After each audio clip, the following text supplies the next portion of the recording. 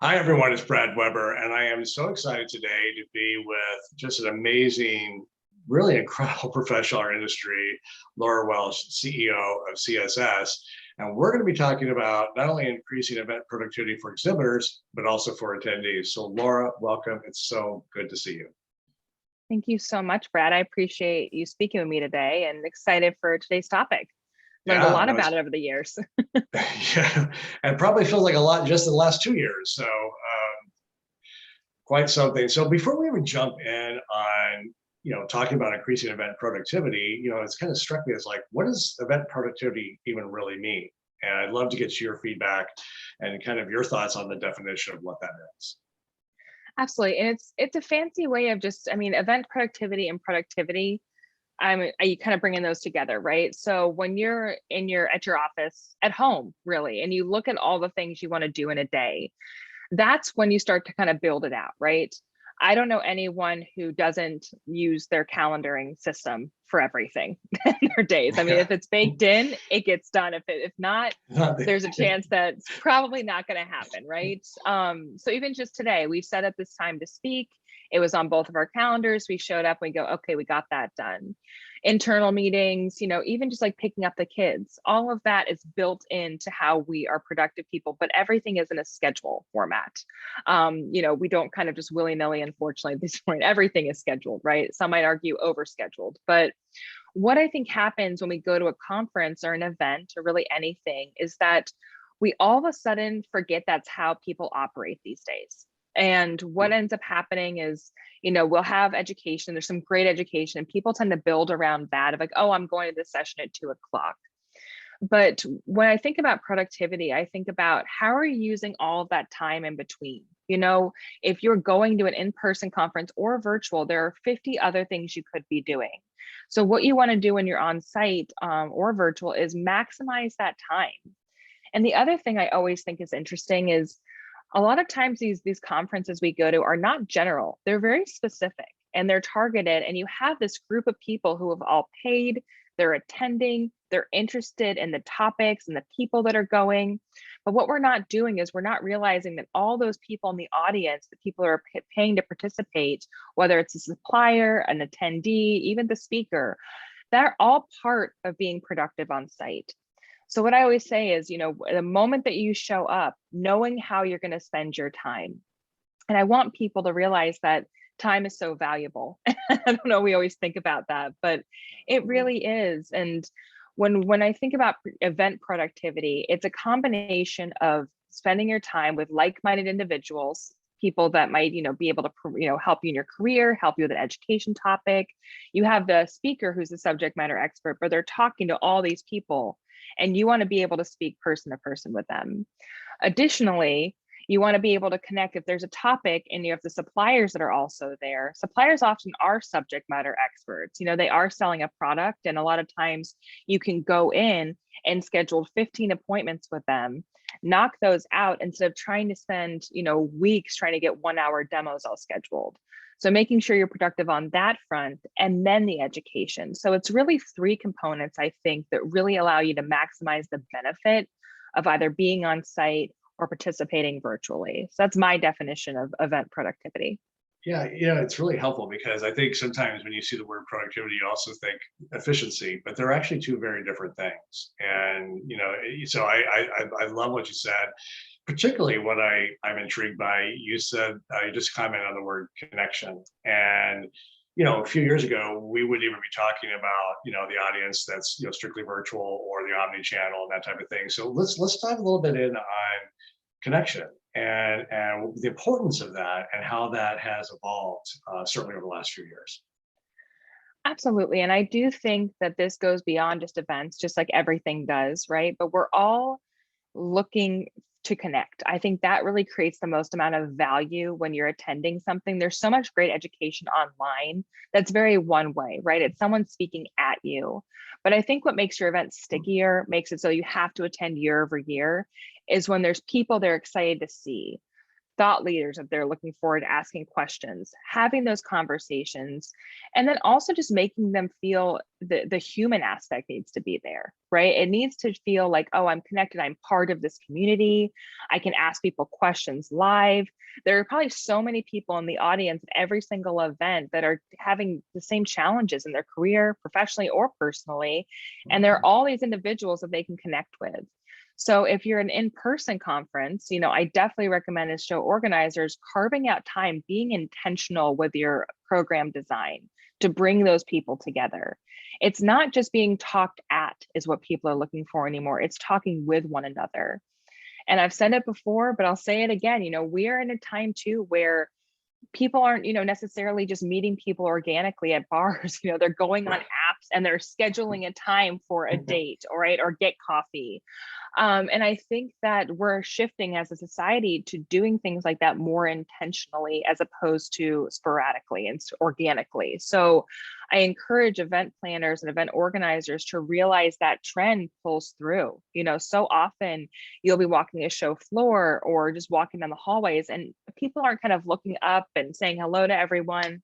They're looking down at their phones. That's for sure. And so if it's not intentional, it might not be happening organically like it was 15 years ago, where it was very rare to have a smartphone and it didn't work that well. Now it's like people are fully connected to their offices, especially, the fact that so many organizations have gone virtual. Before, at least when they were out of the office, they were really out of the office. Now, are any of us? So being intentional about those connections, I think, is so critical. But the event organizer either needs to incorporate tools to help people do so, or create opportunities where people don't have, they understand this is the intention of what I'm doing. I'm gonna be brought together with people that are like-minded, and it's not weird or uncomfortable for me to walk up and talk about something with you, which I just, again, you don't see it happen as often as it used to. It's interesting you say about connection and the phone and heads down, that type of thing. Then if you're at a person, a masked event, and I get the mask and you got the phone, so there's all these kind of ways, that you're like, whoa, who is that person? Yeah, approaching someone with half a face now is not as. You just better make sure you're smiling, got good smiling eyes there. So you touched on exhibitors and I want to talk about that that's such a critical and important, I think, a really tough kind of unsolved areas still. So when you talk about connection, I find actually that introverted attendees are actually having really dynamic activity virtually. And as an MC, I see that happening, and I'm like intrigued that how that works. Obviously, that's one component of that engagement, but there's this huge other component of connecting to sponsors and exhibitors, and any thoughts around that? And then I also want to jump on, you mentioned there tools. I want to talk about some tools as well, but thoughts around the exhibit and sponsor side. Absolutely. So I think for any exhibitor going in, I think, again, there's this shift, and it's not really related to what's happened over the past years. I'm not even going to name what's happened, but previous to that, I think a lot of people had a very old school approach, which is either, to walk into your booth and that becomes the area that you're selling, right? You're selling your product. I think what needs to happen, and what has been happening, especially with this virtual piece, is the idea of, if you're selling a product, become a subject matter expert, really understand what the industry needs, become the person that is trustworthy and they can understand, hey, here's my budget, or here's what I'm looking to achieve, and be able to work with them. But yeah, I think that, a lot of supplier companies have had difficulty over the past couple of years. You shifted, a lot of people went and they just took their education online, and they would put their logo up on, right, and say, like, contact this person if you want to learn more. And I think that's very difficult, because if someone's walking down, the aisle, and you can kind of quickly grab them or say, like, hey, come talk to me. And I do think there's a couple different components here, right? You have the supplier who now has to think differently about the way that they're going to approach, because they don't have that way to grab that person. The other thing too is, like, with limited sizes, maybe, capacity in some of these situations, you have to think about how can you work with people that may not be walking to your booth. Maybe they're going to education session. Maybe virtually they're one of the attendees and they're trying to learn about X, Y, and Z. I think we really as suppliers, I think there really has to be a shift in terms of not just selling your product, but really helping people solve their problems and their challenges and becoming more aware that even if it's not that quick win from a sales aspect, you build that relationship up over time and that trust, and a sale will probably come in. But I think at this point, we have to become more informational selling than necessarily just hoping for the best when someone's walking down the aisle. And yeah, You bring up absolutely. such a no, that's really, boy, I wish we had 3 hours a day because my head's just spinning with a bunch of questions. And one of the things you talked about, knowing the pain point or knowing what someone needs, to me, like increasing productivity around an event is doing that work up front. And it's interesting. I just got an email the other day from a company, and they checked out, looked, came after me 3 times, and each time they say, we want to find out about your, and it's talking about health and medical supplies, nothing to do with what I do. And then they keep saying, you're not responding. So finally I responded. And I said, did you even take the time to look at what I do? Look. And so, you talk about event productivity is like, taking that little bit of extra time, trying, there's a lot of unspoken out there. And if you can somehow, find out those pain points and connect like that, I think that listening, I guess, is so critical. And that's also where I come back to it. I mean, I don't know about you. I have been a supplier multiple times at big conferences where, someone has a badge like this big and you're seeing them come down, you're trying to read it, you're trying to see. And a lot of groups, they'll have a different, ribbon for each group, whether supplier or attendee, but everyone has a different expertise, right? Everyone has different insight. I do think that virtual, as well as some of the tools out there, give suppliers great insight to pre-plan their time, so that as I'm talking to you, who I've known for years, as opposed to you and I just chatting, which we could do all day, and all of a sudden your top prospect walks right by, right? Because we didn't know them. Being able to be more intentional, giving good data ahead of time, and making sure that you're putting your suppliers in front of the right audience and giving them the tools and the information for them to do so. And I understand it's always a challenge, and this happens. And a lot of our clients were always concerned about data scraping, right? I think all of us in the industry always are. So I think there's a way where you can hide contact information. I don't necessarily need to know all of your information up front, but it would be great to have information about, what are you looking to achieve here? Who are you looking to connect with? What are your expertise and specific things that you're going to learn about or potentially buy? And then you give that tool to the supplier, remove their contact information, remove their first and last name. You could just go by Brad in that situation and not give the company name, but give them a demographics information so they can say, oh, this is beneficial. So I think we have to get away from the idea that, data is absolutely valuable, but we can't gatekeep it so much that we can't allow the suppliers to do their research ahead of time. Because again, there's so much time where it's going back to productivity and efficiency, those kind of go together in that scenario. But there's a lot of times where, again, you don't necessarily know who has the purchasing power as they go by. Your perfect prospect of a attendee might walk right by because you have no idea what their job title is. And also, there's been so much change in every single organization over the past 2 years that I think having good data, or even just creating opportunities, I can talk a little about things I've seen, but creating the opportunities where the audience is the proper audience when they're in front of you. I think that is so critical to increase productivity for suppliers and overall ROI for them. So how would you do that? How would you make sure the audience is the proper audience in front of you? You can do it a couple of different ways. So, we have different tools here where people can pre-plan you. What we can do is we import all of the data from registration, and you can go through profiles, create demographic questions, create filters, allow them to build out their schedules that way. If you don't have a budget though, you can also create it in your event design.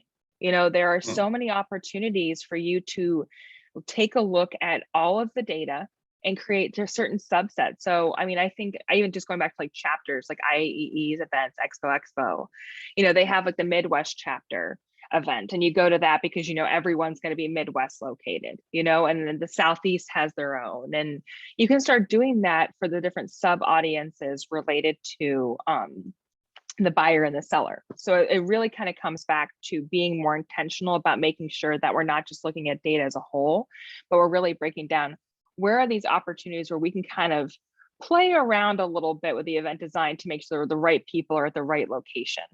And the only thing with that is definitely don't tie I don't recommend tying additional monetary, value to that, because it's a little out of your control related to people are going to show up or not. Good point. But I do think it does increase overall value. It also shows the supplier that you do care about the specific subsets. We do so many events where, there are one or two questions in a profile that make or break whether or not these connections are valuable.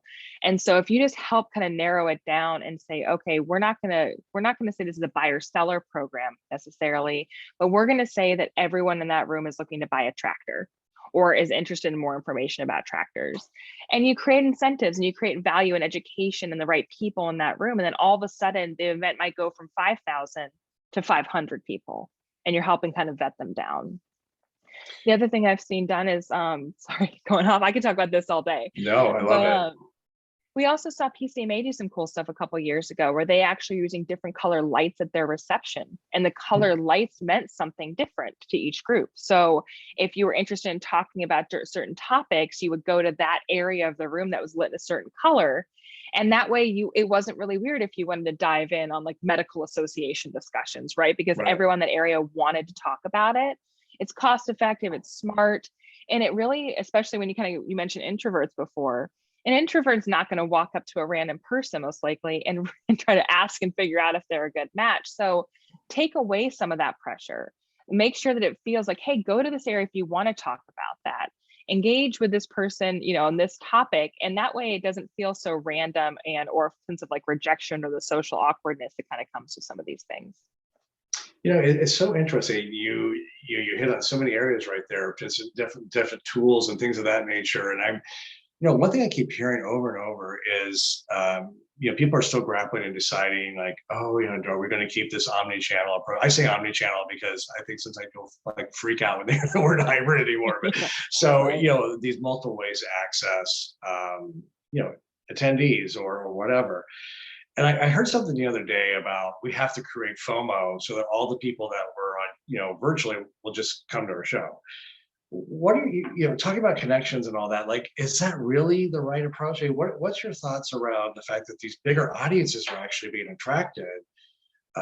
Because, there may be people that, regardless of the pandemic, it was always a week they couldn't travel. It just always falls the week I can't travel. So now I can actually select and look at this. Thoughts around, keeping, increasing the production around, attendee attraction. Oh, I could talk about this all day. I think Good, let's do. I know it's right at the topic. That's a good one. When I think about the way that mentality, right, it's very much like when they were going to broadcast sports on the television. Everyone was so concerned that if you broadcasted it, then people wouldn't come to the event. What did it actually do? What it did was actually increase the interest on a global level for something happening, maybe like in Cleveland, right? If you can't physically be there, your audience might be so much larger than you're even aware of. And I think what happened is so many people had little PTSD talking about virtual or hybrid because there were 1,000 other things happening, right? At the same time, they were trying to pivot. There was no warning. We didn't get to be strategic about it. A lot of people only got to pivot their education, and suppliers didn't feel like it was apples to apples with value. They took a sponsorship hit. You're also asking event planners to become experts in an area that is not their expertise. Very quickly. With no warning. Yeah, I was gonna say there's no warning at all. And it's like, I think the challenge is that sitting down with your leadership team and being intentional, saying, maybe right in this moment, we're not going to do virtual. Maybe that's, we just need to take a moment and just kind of get back and comfortable. But I think for this really smart organizations is looking at your programs, looking at the international opportunities, even the domestic opportunities you said of people who just might not be able to make it. And then be really smart about the way you want to grow this. So many people think a hybrid event has to be 100% live, and you have to be live streaming, and then you have all these additional costs, and you may not have the staff that you used to have. And that's why you don't want to go down that. It really doesn't have to be that robust. It can be a combination of you have the live for a couple of days, and the week after you have the virtual audience that allows people who are in person to connect virtually.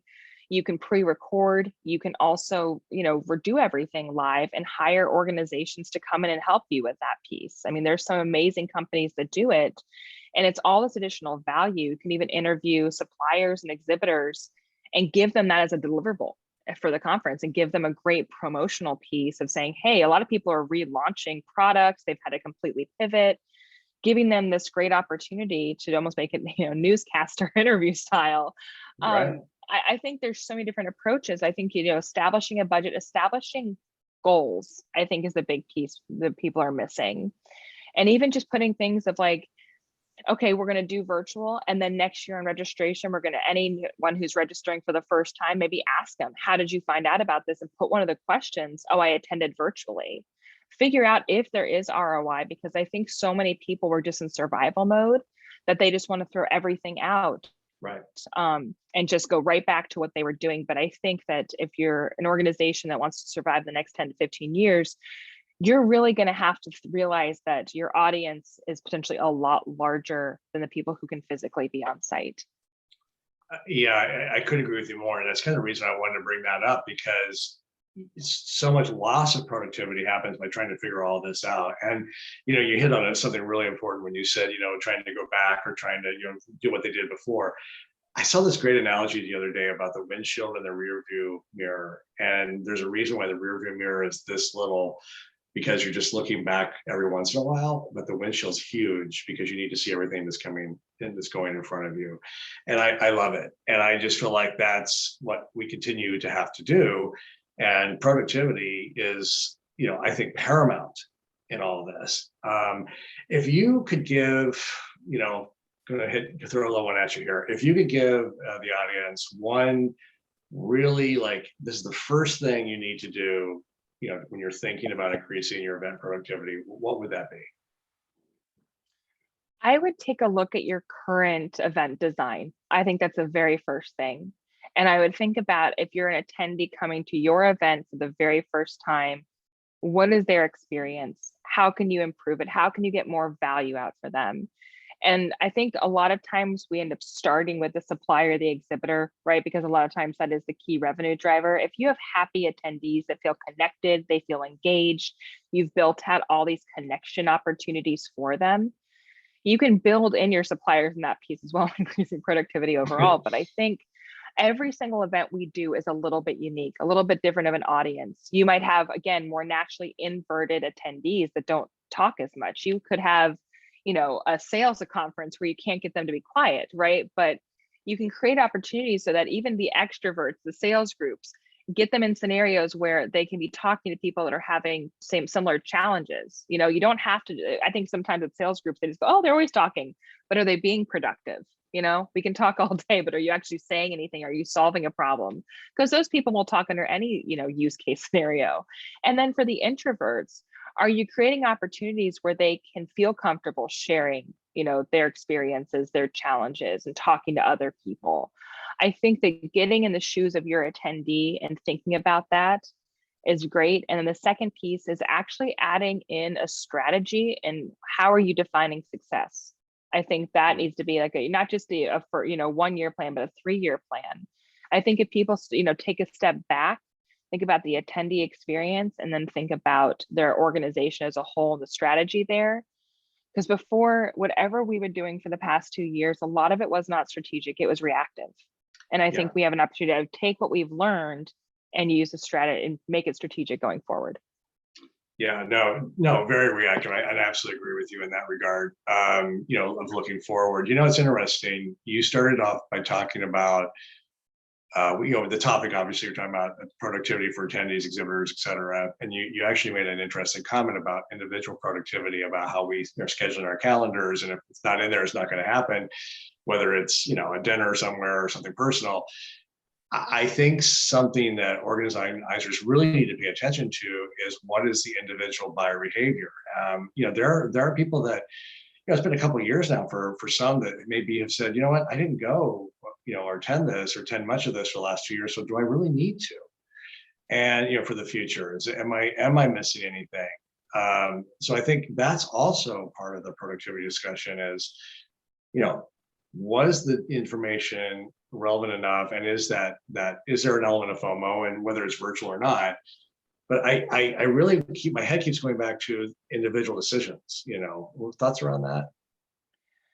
I think the individual decision is more prominent than it's ever been, because Yeah. before it was time, it was money, and now you have time, money, and then the justification of physically going somewhere. We have, that's definitely a real conversation now, is if you're going to go out and you're going to be traveling and you're going to be in person, how are you spending that time? I think it's like, and we also have to make it more personal, I think, in terms of that invite. Because again, people have gotten very comfortable staying home. So a lot of people, Yeah. the businesses like have all completely pivoted and they're all remote, right? So I don't think that you can go at it with the fact that people are the same. Everything has kind of changed a little bit over the past year. People who would naturally jumped on a plane 2 years ago might hesitate a little bit. They're going to question, is this as much value I could possibly get? Or can I just go find this online somewhere? So I think individualizing it, making it so it feels like, Brad, I'm inviting you to this conference. Here are all the opportunities, and here's stuff you can't get by just, Googling it. I think we have to be more specific and more individualized in the way that we approach our marketing and our positioning. But if I say, hey, come to this conference and there's going to be 50 people, we're going to set you up and you're going to have this opportunity to connect with like-minded people who are also going through the same challenges, and that's pretty enticing. I just don't think necessarily, historically speaking, we haven't really thought about our attendees as a pull, right? A draw of like-minded individuals. We never really focused on that in any of the marketing that I see for conferences. Come to this, we're going to help facilitate it. We're going to remove, the awkwardness. It's going to be intentional.